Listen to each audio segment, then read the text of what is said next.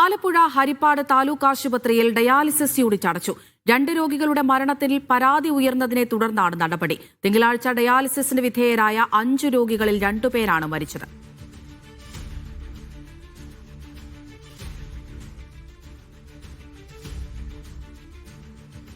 ഇതിൽ നമുക്ക് 29-ാം തീയതി 27 ഡയാലിസിസ് നടന്നു. അതില് പെട്ട 2 രോഗികളാണ് മെഡിക്കൽ കോളേജില് മറ്റു പ്രൈവറ്റ് ഹോസ്പിറ്റലിലും മരിച്ചിരിക്കുന്നത്. ഇവരുടെ ഒരു പ്രാഥമിക റിപ്പോർട്ടിൽ അവരുടെ ബ്ലഡിന്റെ കൗണ്ട് കൂടുതലായിട്ടാണ് കാണപ്പെട്ടത്. അപ്പൊ അവരുടെ ഇൻഫെക്ഷൻ ഉണ്ടായിട്ടുണ്ട്.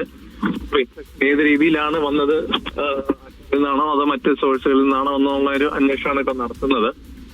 ഇന്നലെ നമ്മുടെ ആശുപത്രിയിലുള്ള ന്റെയും വെള്ളത്തിന്റെ ഒക്കെ ടെസ്റ്റ് റിപ്പോർട്ടുകൾ നമ്മൾ വീണ്ടും പരിശോധിച്ചു. മാസത്തിൽ ഒരിക്കൽ ചെയ്യാറുണ്ട്. എങ്കിൽ പോലും ഇപ്പോൾ സാഹചര്യം ഉണ്ടായതിൽ നമ്മൾ പരിശോധിച്ചതിലും നെഗറ്റീവാണ് കാണുന്നത്. അപ്പൊ അതിന്റെ ഒരു എൻക്വയറി ഇന്നലെ ജില്ലാ മെഡിക്കൽ ഓഫീസറുടെ നേതൃത്വത്തിൽ നടത്തി.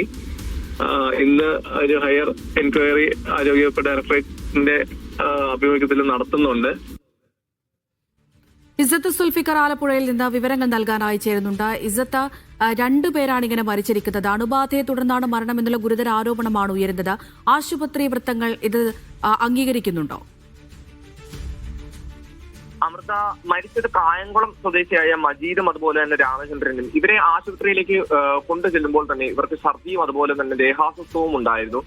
എന്നാൽ അതിനുശേഷം ഇവരെ ഒരു സ്വകാര്യ ആശുപത്രിയിലേക്ക് മാറ്റുന്ന ഒരു നടപടി ആശുപത്രി അധികൃതർ സ്വീകരിച്ചിരുന്നു. എന്നാൽ ഇവിടെ വച്ച് ഈ ഡയാലിസിസ് ചെയ്യുന്നതിനിടെ ഇവർക്ക് അണുബാധ ഏറ്റതാകാം എന്നാണ് കുടുംബാംഗങ്ങൾ ഉന്നയിക്കുന്ന ആരോപണം. അതുകൊണ്ട് തന്നെയാണ് ഈ ഒരു സംശയവുമായി ഇത് നിലനിൽക്കുന്ന ഒരു സാഹചര്യം ഇവിടെ രൂപീകരിച്ചിരിക്കുന്നത്. ഇത് നേരത്തെ ഇത്തരത്തിൽ എന്തെങ്കിലും കാര്യങ്ങൾ റിപ്പോർട്ട് ചെയ്തിട്ടുണ്ടായിരുന്നോ ഇസത്ത്?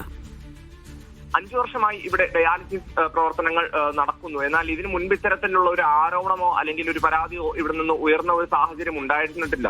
എന്നാൽ ഇപ്പോഴാണ് ഇതുപോലെയുള്ള ഒരു മരണം ഇവിടെ ഉണ്ടാകുന്നതും അതുകൊണ്ടാണ് ഇത്തരം ഒരു വിവാദങ്ങളിലേക്കും അതുപോലെ തന്നെ കാര്യങ്ങളിലേക്കും കടക്കുന്നത്. ഈ ആശുപത്രി അധികൃതരുമായി ഇസത്ത് സംസാരിച്ചിട്ടുണ്ടായിരുന്നു. ഈ സംഭവത്തെക്കുറിച്ച് അവരെന്താണ് പറയുന്നത്? എന്തെങ്കിലും പ്രാഥമിക അന്വേഷണമോ മറ്റോ ഈ ഘട്ടത്തിൽ നടന്നിട്ടുണ്ടോ?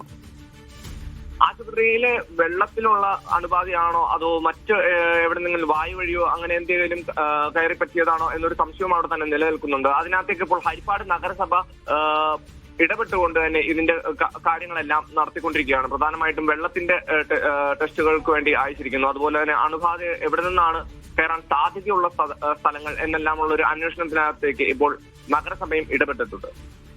ഇതിപ്പോൾ തിങ്കളാഴ്ച ഡയാലിസിസിന് വിധേയരായ 2 പേരാണ് മരിച്ചിരിക്കുന്നത്. അന്നേ ദിവസം 5 പേർക്ക് ഡയാലിസിസ് ചെയ്തു എന്നാണ് മനസ്സിലാക്കുന്നത്. മറ്റുള്ള 3 പേർ സേഫ് ആണോ? അവരെ കുറിച്ച് എന്തെങ്കിലും അന്വേഷണമോ മറ്റോ നടന്നിട്ടുണ്ടോ?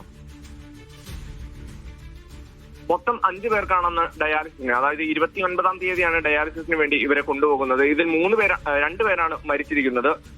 മജീദും കായംകുളം സ്വദേശിയായ മജീദും അതുപോലെ തന്നെ രാമചന്ദ്രനും. ബാക്കിയുള്ളവരിൽ ഈ പറഞ്ഞതുപോലെ ദേഹാസ്വസ്ഥം ഉണ്ടാവുകയും പക്ഷേ മറ്റ് പ്രശ്നങ്ങൾ ഇവരിൽ കണ്ടിട്ടില്ല എന്നാണ് നമുക്ക് മനസ്സിലാക്കാൻ സാധിക്കുന്നത്.